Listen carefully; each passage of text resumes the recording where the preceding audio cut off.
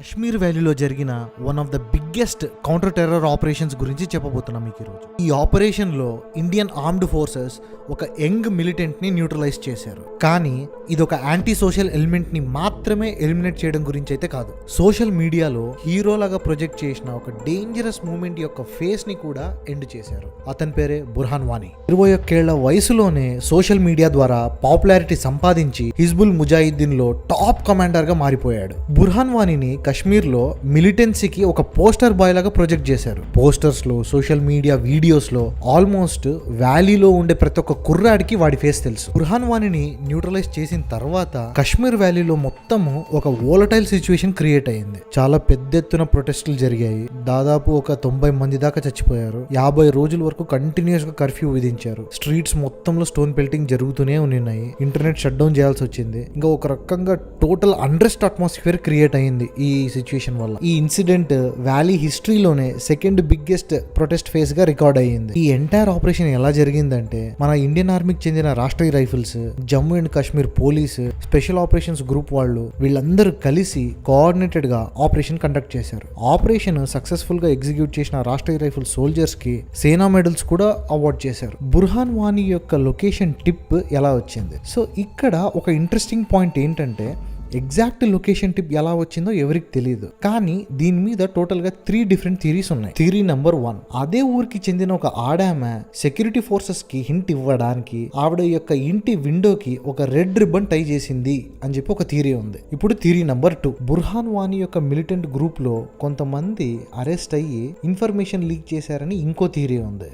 Burhan Wani యొక్క girl friend emotional betrayal వల్ల security forces కి టిప్ ఇచ్చిందని థర్డ్ థియరీ ఉంది. అఫీషియల్ గా ఎగ్జాక్ట్ సోర్స్ అయితే డిస్క్లోజ్ చేయలేదు. కశ్మీర్ మిలిటెన్సీ యొక్క బ్యాక్గ్రౌండ్ కనుక మనం చెక్ చేస్తే, కశ్మీర్ వ్యాలీలో మిలిటెన్సీ 1987 నుండి స్లోగా స్టార్ట్ అయ్యింది. 1990కి వచ్చేసరికి ఆ మిలిటెన్సీ పీక్ స్టేజ్ కి వెళ్ళిపోయింది. 1990లో యాసిన్ మాలిక్ లాంటి సెపరేటిస్ట్ మిలిటెన్సీ జాయిన్ అయ్యారు. సో అప్పట్లో వీళ్ళు పిఓకేని క్రాస్ చేసి పాకిస్తాన్ ట్రైనింగ్ క్యాంప్స్ లో ట్రైనింగ్ తీసుకొని ఇండియాకి వచ్చి ఆర్మ్డ్ అటాక్స్ స్టార్ట్ చేశారు. 2002 నుంచి 2007 మధ్యలో కొంచెం శాంతి ఉన్నింది. ఎందుకంటే అప్పుడు మన ఇండియాకి ప్రైమ్ మినిస్టర్ మన అటల్ బిహారీ వాజ్పేయి గారు. అండ్ ఈ పీరియడ్ లో ఆయన కశ్మీర్ యొక్క ప్రాబ్లమ్ ని మాట్లాడి శాంతియుతంగా సాల్వ్ చేద్దాం అనుకున్నారు. But it didn't work. అదే కాక మన పిఎం మన్మోహన్ సింగ్ గారు కూడా చాలా ట్రై చేశారు. రౌండ్ టేబుల్ కాన్ఫరెన్సెస్ అని, హురియత్ లీడర్స్ తో టాక్స్ కానివ్వండి. కానీ పాకిస్తాన్ బేస్డ్ టెర్రర్ గ్రూప్స్ వల్ల లాంగ్ టర్మ్ పీస్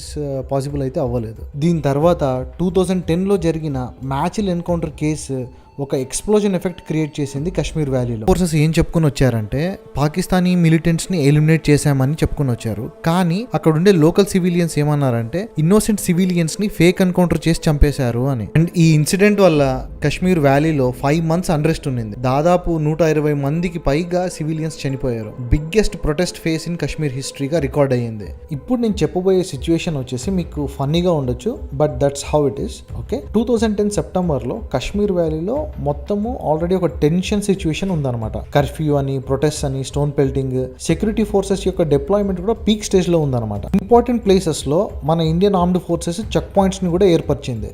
ఇంతకు ముందు నేను చెప్పినట్టు బుర్హాన్ వానీకి ఒక అన్న ఉన్నాడు, ఖలీద్ వానీ అని చెప్పి. ఖలీద్ వానీ కశ్మీరీ యూత్ ని రాడికలైజేషన్ వైపు ఇన్ఫ్లుయెన్స్ చేస్తున్నాడు అని చెప్పి ఇంటెలిజెన్స్ యొక్క రేడార్ లో ఆల్రెడీ వాళ్ళన్నని పెట్టారనమాట. సో ఒక రోజు బుర్హాన్ వానీ అండ్ వాళ్ళన్న మార్కెట్ నుంచి బైక్ మీద కలిసి వచ్చేటప్పుడు ఒక చెక్ పాయింట్ దగ్గర ఆర్మ్డ్ ఫోర్సెస్ వాళ్ళిద్దరిని ఆపారనమాట.